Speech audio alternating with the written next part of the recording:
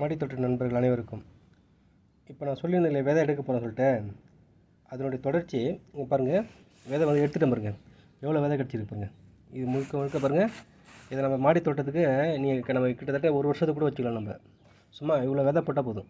இவ்வளோ விதை போட்டாலே நீங்கள் ஒரு பாத்திக்கு போட்டுக்கலாம். தூரமாக உழுந்தாக்கா இதில் வந்து நம்ம 2 குடும்பத்துக்கே சாப்பிட்லாம் கீரை. அவ்வளோ கீரை கிடைக்கும் இந்த இவ்வளோ விதையிலே.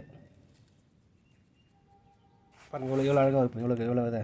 அதனால் நம்ம வந்து அடிக்கடி நம்ம விதை போய் கடையில் வாங்கிட்டு இருக்கிறதால இந்த கீரை வகைகள், தண்டு கீரையாகட்டும், சிறு கீரையாகட்டும், நம்ம வந்து இதே மாதிரி விதையை நாமளே உருவாக்கலாம். இது பாருங்கள், இது வந்து அந்த பெரிய தண்டு வந்து பெருசாக இல்லையா, அதனுடைய விதை. இப்போ பாருங்கள், அரைக்கீரை விதை ஒன்று விட்டுருக்கோம். அரைக்கீரை காமிக்கிறேன், அது ஒன்றும் எடுக்கலை, இப்போ எடுக்கிறது காமிக்கிறேன்.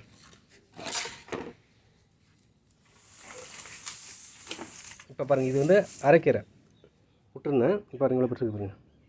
இப்போ இதையும் நான் விதை எடுக்க போகிறேன். நீங்களும் இது மாதிரி வீட்டில் வந்து அடிக்கடி போய் கடையில் போய் விதை வாங்கி இருக்கிறத ஒரு செடியை விட்டால் போதும். இது பாரு எவ்வளோ பெருசு பாருங்கள். இந்த ஒரு செடியிலே இவ்வளோ இது, அது கூட ஒரு செடி விதை தான். இது வந்து ஒரு செடியோட விதை தான். இப்போ இது பாரு ஒரு செடி தான். இந்த அரைக்கீரை பாரு எவ்வளோ பெருசு வந்து ஒரு செடி. நம்மளுக்கு தேவையான விதையை நாமளே உற்பத்தி பண்ணிக்கலாம்.